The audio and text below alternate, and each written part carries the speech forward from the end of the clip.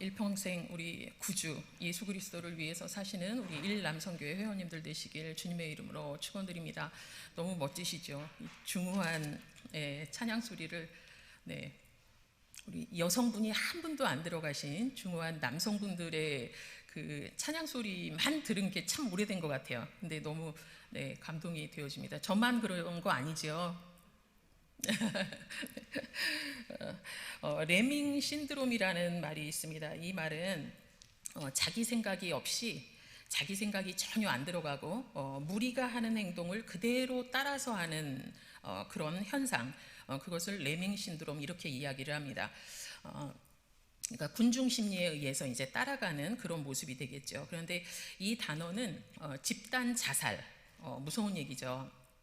집단 자살로 유명한 레밍이라는 그 들쥐, 그 들쥐의 특성을 반영하여 생긴 말입니다.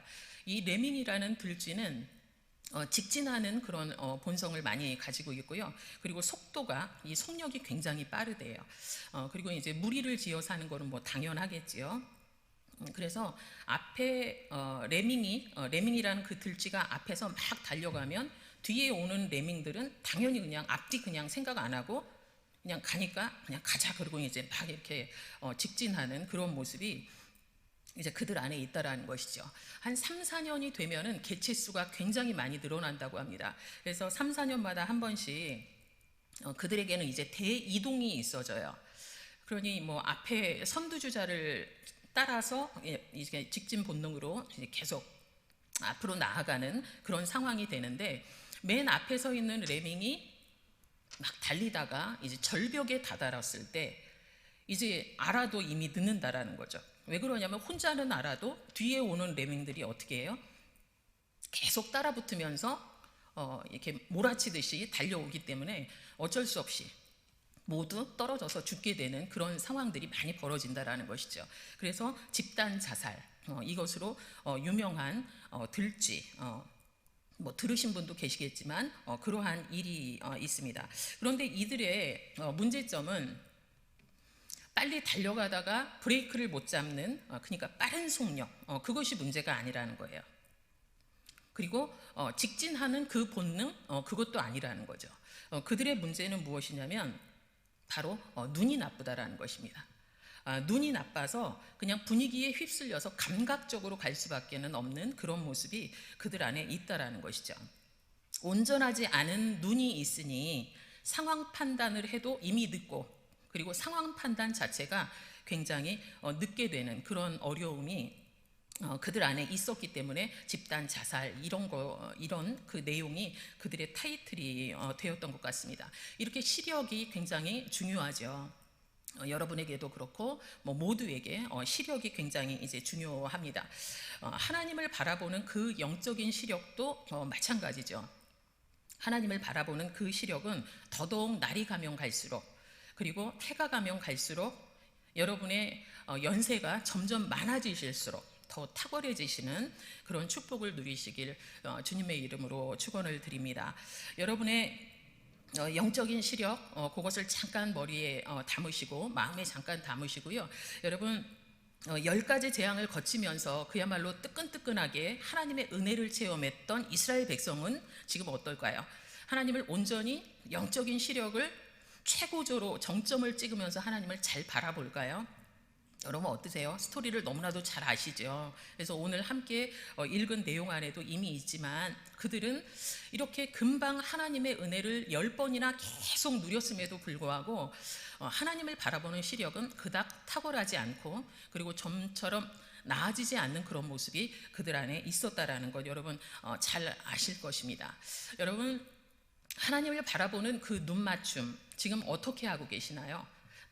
부활절이 지난 지 지금 얼마 안 됐는데 하나님을 바라보시는 그 눈맞춤, 여러분 예전보다 하나님을 향해서 온전한 시선을 그리고 사랑의 마음을 담아서 하나님을 바라보고 계시는지, 아니면 예전과 그냥 똑같이 바라보고 계시는지 이 시간 여러분 스스로를 한번 점검해 보셨으면 좋겠습니다. 그래서 혹시라도 브레이크를 걸어야 된다면 단호하게 브레이크를 거시어서 우리 하나님과 온전한 교제가 더욱더 깊어지시는 은혜가 있기를 간절히 소망합니다. 바로가 이스라엘 백성을 이제 내보내게 되죠. 10번의 그 재앙을 다 겪으면서 이제는 어쩔 수 없구나 하고 이스라엘 백성을 내보내게 됩니다. 그 이후에 하나님께서는 지금 머물러 있는 그 자리에서 가나안 땅까지 가장 빠른 길로 가면은 4일 5일밖에 안 되는데, 그런데 하나님께서는 그 길로 이스라엘 백성을 인도하지 않으셨다라는 거죠. 보통은 빠른 길이 좋은 길이라고 생각하는데 하나님께서는 블레셋 사람들의 땅의 길을 선택하지 않으셨어요. 그 이유는 무엇이냐면 그 길로 가게 되면 가깝기는 한데 그야말로 군사력이 탁월한 블레셋 군대와 블레셋 사람들과 전쟁이 있게 되면 이 너무나도 유약한 이스라엘 백성이 이대로는 안 되겠구나, 우리 원래 있던 자리로 도망가자, 다시 돌아가자 이러면서 애굽으로 다시 돌아갈 것 같으니 우리 하나님께서는 블레셋 사람의 땅이 아닌 홍해의 광야길을 둘러 빙 돌아서 가도록 선택을 하셨다라는 것입니다. 그러시면서 하나님께서는 그 길을 그냥 혼자 너희들이 알아서 이렇게 찾아가라, 그것도 능력이다 이렇게 하신 것이 아니라 하나님께서는 그 광야 끝에 있는 에담이라는 곳에 장막을 치면서부터 눈에 보이는 것으로 인도를 하셨다라는 것입니다. 눈에 보이는 하나님의 보호하심, 그것이 명확히 목도되는 가운데 이스라엘 백성은 그 길을 이제 하나님의 그 인도하심에 순종하면서 나아갈 수 있는 그런 기회를 얻었다라는 것이죠. 여러분이 잘 알고 계신 것처럼 눈에 보이는 하나님의 보호하심, 하나님의 인도하심은 바로 구름기둥 그리고 불기둥이었습니다. 구름기둥은 광야의 강한 빛을 햇빛을 막아줄 수 있는 구름 모양의, 그리고 불기둥은 밤에 빛을 발하는, 광채를 발하는 그런 광채를 바람으로 인해서 길을 비춰주고 그리고 조금은 따뜻하게 해줄 수 있는 그런 불기둥 모양의 하나님의 인도하심을 직접 받게 되었다라는 것입니다. 구름기둥과 불기둥, 이것을 하나님께서는 이스라엘 백성 앞에 세우시면서 이 기둥을 따라와라 이렇게 말씀하셨다라는 거죠. 그러면 결국은 그 구름기둥과 불기둥을 허락하신 그 하나님의 의도는, 그것을 통해서 주시는 메시지는 다름 아닌 내 보호함에 있어라, 보호함 아래에 있어라, 내 보호 아래에 있어라, 그리고 나의 뜻에 합당하게 순종하면서 따라와라 이렇게 말씀하시는 하나님의 마음을 우리가 알 수 있다라는 것입니다. 하나님께서는 200만이 넘는 그 이스라엘 무리들, 거대한 무리죠. 그 무리들을 향해서 14장 초반에 다른 명령을 내리십니다. 그것이 무엇이냐면 진행 방향을 바꿔라. 지금 가고 있는 그 진행 방향을 바꿔서 바닷가에 장막을 쳐라 이렇게 말씀을 하셨다라는 거예요. 지금 도망가도 지금 발빠르게 도망가야 되는 상황인데, 그런데 하나님께서는 의외의 말씀을 하셨다라는 거예요. 진행 방향 틀어라, 바닷가에 장막을 세워라 이렇게 말씀을 하셨어요. 그런데 그것 또한 하나님의 의도가 있으셨다라는 것입니다. 14장 3절에 보시면 이런 말씀이 있습니다. 바로가 이스라엘 자손에 대하여 말하기를 그들이 그 땅에서 멀리 떠나 광야에 갇힌 바 되었다 하리라 이렇게 기록이 되어 있죠. 즉 가던 길을 멈춰서서 장막을 바닷가에 친 그 이스라엘 민족을 바로가 바라볼 때 쟤네들 우왕좌왕하는 것 보니 갈 때까지 다 갔구나, 이제 쟤네는 어쩔 수 없구나, 저기가 끝이야? 그러면 쟤네를 다시 잡아와야 되겠구나, 이렇게 마음을 먹을 수밖에 없는 시나리오를 하나님께서 쓰셨다라는 것입니다. 그런데 그대로 되어집니다.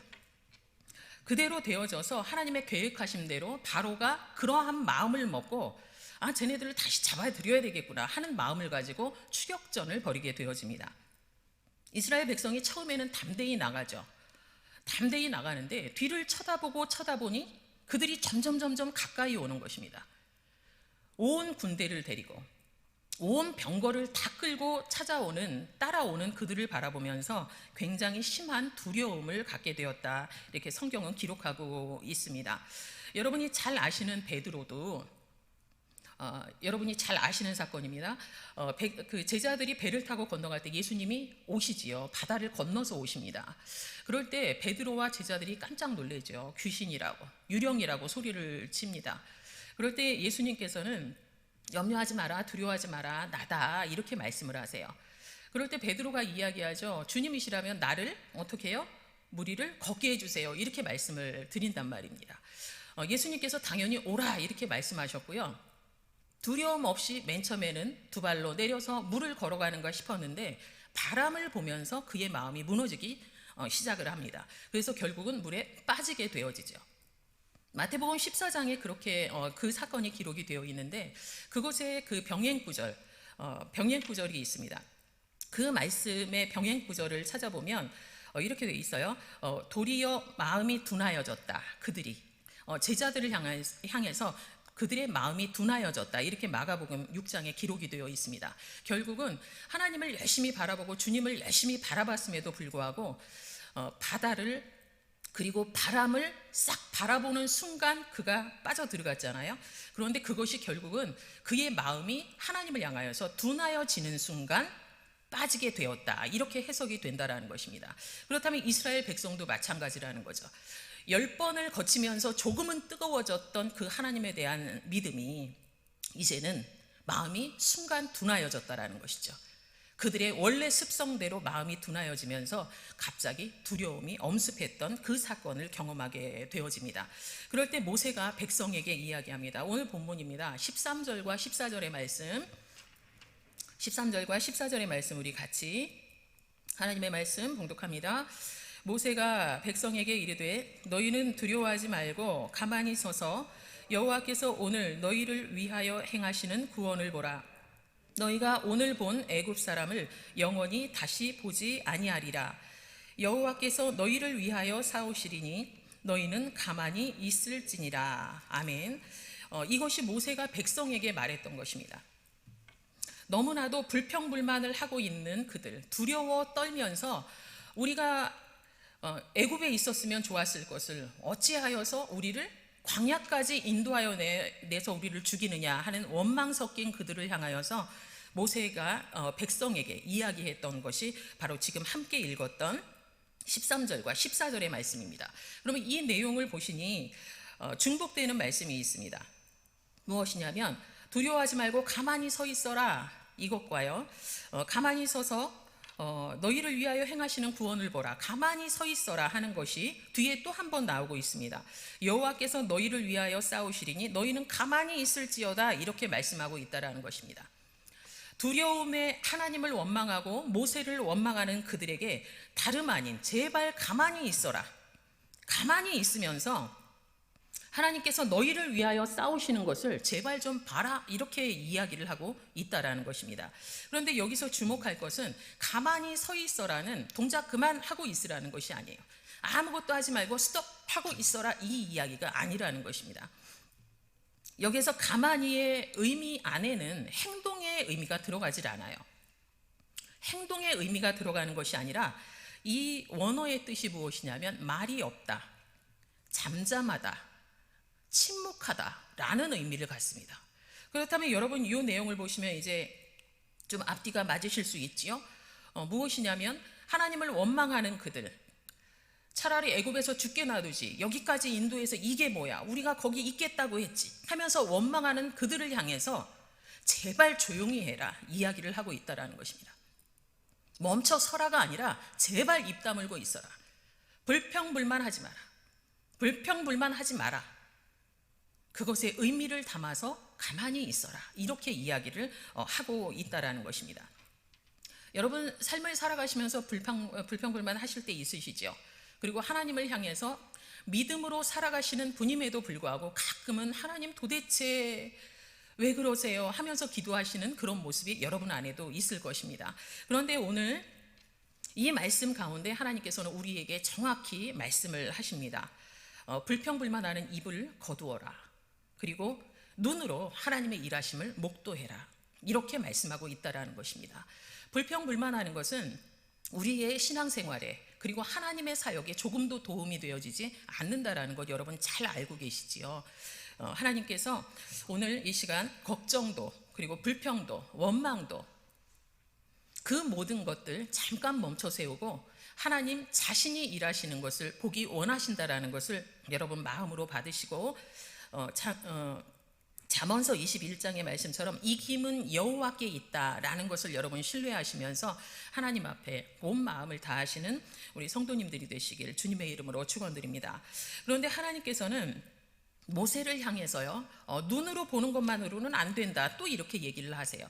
조금 전까지는 모세가 백성에게 입은 가만히 두고 불평불만하는 걸 스톱하고 눈으로 하나님의 일하심을 목도해, 이렇게 이야기를 했는데, 그런데 하나님께서는 모세를 향해서 무엇이라고 이야기를 하시냐면 15절과 16절의 말씀을 주셨다라는 것입니다. 우리 15절과 16절의 말씀 같이 읽습니다. 여호와께서 모세에게 이르시되 너는 어찌하여 내게 부르짖느냐? 이스라엘 자손에게 명령하여 앞으로 나아가게 하고 지팡이를 들고 손을 바다 위로 내밀어 그것이 갈라지게 하라. 이스라엘 자손이 바다 가운데서 마른 땅으로 행하리라. 아멘. 이렇게 말씀하셨다라는 것입니다. 그러면 이 말씀 중에 우리 15절 처음에 보니 모세에게 뭐라고 말씀하셨냐면 너는 어찌하여 내게 부르짖느냐, 이렇게 말씀하셨다라는 거예요. 이거 여러분 어떻게 들리시나요? 너는 어찌하여 내게 부르짖니? 이렇게 말씀하신다라는 거예요. 열심히 기도하고 있는 여러분에게 너 어찌하여 나에게 부르짖니? 이렇게 하나님께서 말씀하신다면 되게 당황되시겠죠. 그런데 지금 모세에게 그렇게 말씀하고 있다라는 것입니다. 그런데 이 내용은 무엇이냐면 너 기도 그만해, 듣기 싫어, 이것이 아니라 기도만 하지 말고 기도에 걸맞는 행동을 지금 해야 될 때라는 것입니다. 기도만 하고 애씀이 없고 기도만 하고 하나님의 원하심대로 하지 않고 이것은 하나님의 사역에 도움이 되어지지 않는다라는 것이죠.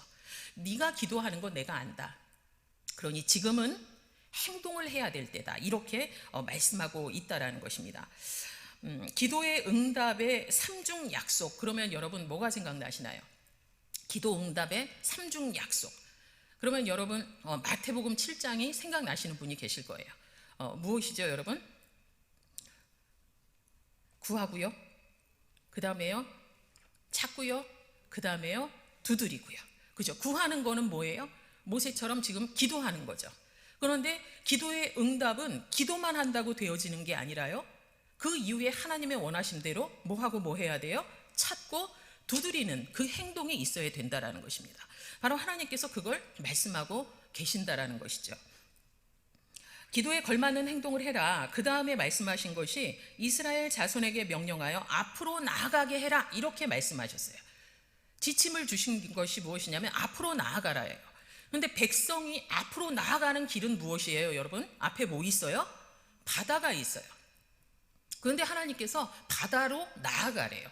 이것은 그냥 물속으로 그냥 들어가서 그냥 죽어라, 이렇게 들릴 수도 있다라는 것이죠. 이게 무슨 얘기지? 도대체 이게 무엇이지? 굉장히 당황이 됐을 것 같은데 하나님께서 그 다음에 바로 이야기를 하세요. 무엇이냐면 앞으로 나아가게 해라. 즉 바다로 들어가게 해라. 그렇게 되어지면, 나아가기 시작하면 그 다음에 어떤 일이 있나요? 바다를 갈라지게 하고 그리고 바다 가운데서 어디로 행해요? 마른 땅으로 행하리라. 이렇게 말씀하셨다는 것입니다. 지금 볼 때는 바다밖에 없지만 그 바다 속으로 들어가겠다 마음 먹고 하나님의 말씀에 순종하며 나아갈 때 바다는 어떻게 돼요? 갈라지고 그리고 마른 땅을 진행하게 되어지는 그 역사를 보게 될 것이다. 하나님께서 그렇게 말씀하셨다라는 것입니다. 그러면 여러분, 바다 가운데서 마른 땅으로 행한다, 이 얘기는요, 바닷속에 길이 있었다라는 거예요. 바닷속에 사람은 모르는 하나님의 계획이 있었다라는 것입니다. 겉으로는 드러나지 않아서 그 누구도 모르는 것을 우리 하나님께서는 이미 준비하고 예비하고 계셨다라는 것입니다. 저와 여러분의 삶 가운데도 우리의 눈에 보이지 않지만 그럼에도 불구하고 하나님께서 이미도 마른 땅을 예비하고 계신다라는 것을 여러분 꼭 믿음으로 받으시기 바랍니다. 그 땅이 보이지는 않았겠죠. 이스라엘 백성에게 그 땅이 보이지 않았을 거고 새로운 무언가가 경험해 보지 못한 상황이기 때문에 바다가 갈라질 것도, 바다가 갈라져서 마른 땅이 드러날 것도 경험을 안 해봤으니 어떻게 알겠습니까? 그런데요, 우리 고린도전서 2장 우리 9절과 10절의 말씀에 이런 말씀이 있습니다. 우리 고린도전서 2장 9절과 10절의 말씀 우리 같이 읽습니다. 기록된 바 하나님이 자기를 사랑하는 자들을 위하여 예비하신 모든 것은 눈으로 보지 못하고 귀로 듣지 못하고 사람의 마음으로 생각하지도 못하였다 함과 같으니라. 오직 하나님이 성령으로 이것을 우리에게 보이셨으니 성령은 모든 것 곧 하나님의 깊은 것이라도 통달하시느니라. 아멘. 이 말씀에 명확히 기록이 되어 있습니다. 하나님을 사랑하는 자들을 향해서 예비하신 것, 마른 땅을 예비하셨던 것처럼 드러나진 않지만 이미 준비해 내신 그 마른 땅을 준비하셨던 것처럼 하나님을 사랑하시는 자에게 눈으로, 귀로, 사람의 마음으로도 알지 못하는 것들을 우리 하나님께서는 이미 예비하고 계신다, 이렇게 말씀하신다라는 것입니다. 하나님께서 여러분 사랑하시죠? 그러면 여러분에게도 이러한 미리 예비되어 있는 수많은 은혜들이 여러분을 기다리고 있다는 것을 여러분 꼭 믿음으로 받으시고 그리고 힘을 내어서 살아가시길 간절히 권면드립니다. 하나님의 약속의 말씀은 말씀하심처럼 그대로 이루어집니다. 지금까지 말씀하셨던, 선언하셨던 그 모든 것들이 실상 그대로 이루어집니다. 21절과 22절의 말씀입니다. 우리 같이 읽습니다. 모세가 바다 위로 손을 내밀매 여호와께서 큰 동풍이 밤새도록 바닷물을 물러가게 하시니 물이 갈라져 바다가 마른 땅이 된지라. 이스라엘 자손이 바다 가운데를 육지로 걸어가고 물은 그들의 좌우에 벽이 되니. 아멘. 지금 하나님의 말씀 우리 같이 읽었습니다. 앞에서 말씀했던 모든 것들이 그대로 실질적으로 이루어지죠. 하나님께서 말씀하신 것이 그대로 이루어집니다. 모세가 바다 위로 손을 내밀었더니 바닷물이 뒤로 물러가 버렸어요. 물러가고요. 그리고 물이 갈라져서 찢어져 버렸다라는 것이죠. 그리고는 바다가 마른 땅이 되었다. 이렇게 아까 말씀하셨던 그 모든 하나님의 말씀들이 그대로 하나하나 진행이 된 것을 볼 수 있습니다. 여러분, 그러면 물이 빠져있는 그 바닷길이라면 상식적으로 우리가 얘기를 해보면 그냥 진흙 수렁이 될 거예요. 그죠? 여러분 그냥 상상이 되시지 않습니까? 그러면 그 길을 걸어간다 200만이 넘는 사람들이, 그리고 짐이 실려있는 수레도 끌고 가축도 끌고 그 길을 걸어간다 그러면 굉장히 어려운 상황이죠. 곤란한 상황일 것입니다.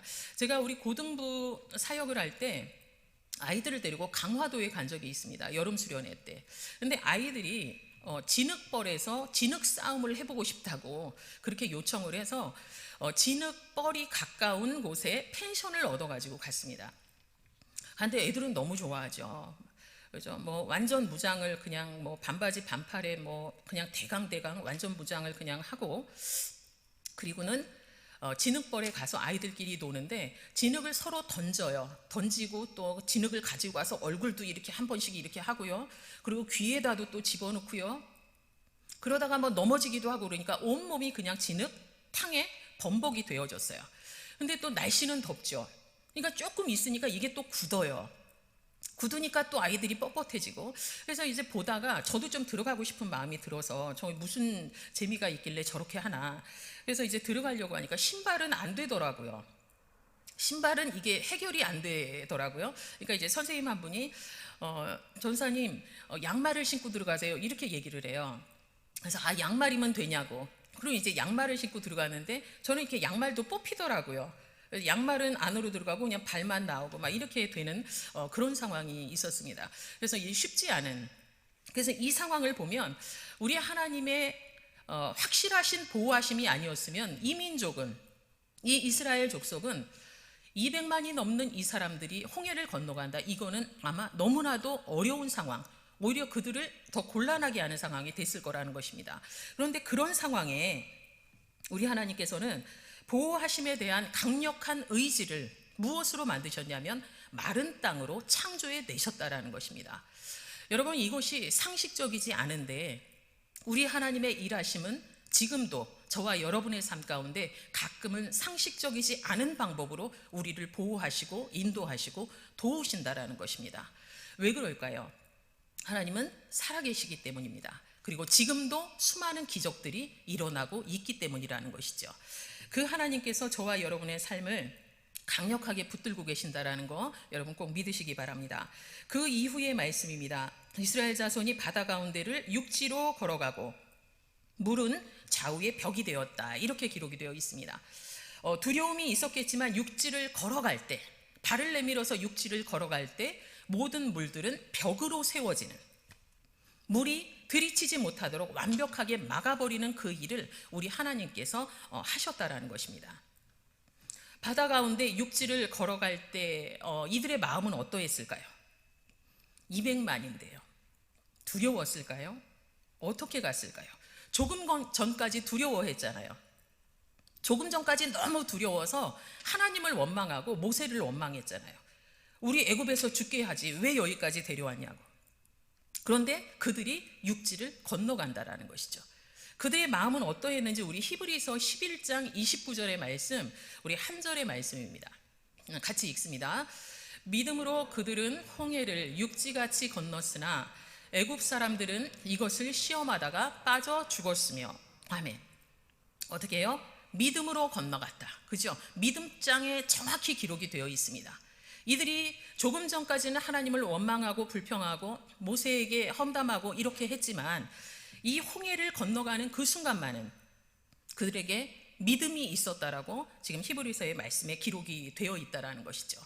아까 처음에 말씀드렸던 그 들쥐, 레밍쥐 들처럼 앞에서가 아니 뒤에서 무작정 따라가는 그것이 아니라 그들 안에 온전한 믿음이 자리 잡음으로 인하여서 너무나도 무서운 물들이 저 하늘 끝까지 벽을 치고 있는 그 상황 가운데 오로지 믿음으로 그 길을 걸어갔다라는 것을 오늘 말씀을 통해서 부인할 수가 없다라는 것입니다. 그렇다면 애굽 사람들은 어떻게 되었나요? 우리 조금 전에 읽은 대로 모두 빠져 죽었다. 이렇게 되어 있지요. 우리 오늘 본문 24절 25절에 그들을 향하여서 우리 하나님께서 어떻게 일하셨는지가 기록이 되어 있습니다. 24절과 25절의 말씀입니다. 새벽에 여호와께서 불과 구름 기둥 가운데서 애굽 군대를 보시고 애굽 군대를 어지럽게 하시며 그들의 병거 바퀴를 벗겨서 달리기가 어렵게 하시니 애굽 사람들이 이르되 이스라엘 앞에서 우리가 도망하자. 여호와가 그들을 위하여 싸워 애굽 사람들을 치는도다. 아멘. 이렇게 기록이 되어 있다는 것입니다. 그런데 지금 본문에 여러분 읽으시면서 이런 말씀이 있네 하고 생각하실 수 있는 것이요. 24절에 이렇게 기록이 되어 있다는 것입니다. 새벽에 여호와께서 불과 구름 기둥 가운데서 애국 군대를 보셨다. 그죠? 애국 군대를 어디에서 보셨어요? 하나님께서 불과 구름 기둥 가운데서 보셨다. 이렇게 기록이 되어 있죠. 그러면 여태까지 구름 기둥과 불 기둥으로 하나님께서 이스라엘 백성을 인도하실 때 그 구름 기둥과 불 기둥 안에는 누가 계셨다라는 거예요? 바로 하나님께서 계셨다라는 것이죠. 여전히 그 가운데 계셨던 하나님께서 애국 군대를 보셨어요. 애국 군대를 보시고 그 다음에 애국 군대를 굉장히 혼란스럽게 만드십니다. 자기네들끼리 막 어지럽게 만들어요. 그것만이 아니라 마른 땅에서 그들의 군대가 그들의 병거가 달리지 못하도록 모든 병거 바퀴를 다 빼내버리셨다라는 것입니다. 달려가지 못하도록. 이게 완벽한 보호 아니겠습니까? 마른 땅만 걸어가서는 해결이 안 되고 다가오는 그들, 쫓아오는 그들을 방어하기 위하여서 우리 하나님께서 병거의 바퀴를 빼내실 만큼 완전하게 이스라엘 백성을 보호하셨다라는 것을 오늘 말씀에 기록이 되어 있음을 함께 보았습니다. 여러분, 같은 시간 그리고 같은 장소였지만 하나님의 일하심은 너무나도 달랐다라는 것입니다. 이스라엘 백성은 구원하시고 그리고 애국 군대들은 물에서 수장시키시는 그 하나님의 역사하심, 여러분 어떻게 보십니까? 지금도 인생을 살아가시느라 여러 가지 버거운 상황들이 있으시겠지만 하나님께서는 지금도 하나님의 사람들 그리고 하나님을 사랑하시는 자들을 향하여서 끊임없이 기적을 일으키시는 것을 즐거워하시는 하나님이시라는 거 여러분 꼭 마음으로 받으시기 바랍니다. 지금도 기적은 일어나는데 그 기적의 목적은 다름 아닌 하나님을 알게 하기 위하여서 그리고 하나님을 경외하기 위하여서라는 것입니다. 그 기적을 누리기 위해서 우리가 먼저 해야 될 것은 믿음으로 바로 지금이 나아갈 때다, 이렇게 선언하면서 앞으로 나아가는 모습이 우리 안에 시작이 되어야 된다는 것입니다. 하나님의 일하심을 신뢰하고 그리고 불평불만하지 않고 눈으로 하나님의 일하심을 내가 기다리며 목도하겠다, 이것도 믿음이 필요합니다. 그런데 그것만이 아니라 내가 지금 앞으로 나아가야 될 때구나, 이렇게 분별하고 앞으로 나아가는 것조차도 믿음이 없이는 되어지지 않는다라는 것입니다. 여러분에게 그 믿음이 영혼육에 가득 차 있기를 간절히 소망합니다. 하나님께서 인도하시는 길은 때로는 당황이 되는 길도 있습니다. 가기 싫은 길을 요구하실 때도 있습니다. 시간이 조금 걸리는 직선 코스를 놔두고 굳이 꼬불꼬불 돌아가기를 원하실 때도 있다라는 것입니다. 그러나 그 모든 것들이 우리를 향하신 너무나도 선하신 하나님의 계획이시라는 것 여러분 기억을 하셔야 될 것입니다. 우리가 그 말씀을 의지하며 하나님의 인도하심대로 나아갈 때 지금 보이지 않는 길이 준비되어 있다는 것을 우리의 삶 가운데 확인할 수 있고, 그리고 마른 땅을 누리는 인생을 살아갈 수 있다는 것을 여러분 꼭 마음에 담으시길 바랍니다. 간절히 바라기는 하나님께서 택한 자이신 이 자리에 함께한 여러분들, 우리 성도님들 멈춰서지 않고 모든 것을 포기하지 않는 그런 결단이 있길 바랍니다. 예배도 결단코 포기해서는 안 되고요, 영적인 성숙도, 성장도 결단코 포기해서는 안 될 것입니다. 하나님이 택하신 자답게 지금이 나아갈 때이구나 라고 선언하면서 우리 하나님께서 베풀어 주실, 우리를 위해서 예비하실 그 마른 땅을 경험하시며 살아가기 위하여서 담대함으로 앞으로 나아갈 수 있는 우리 선돌교회 모든 성도님들이 되시길 주님의 이름으로 축원드립니다.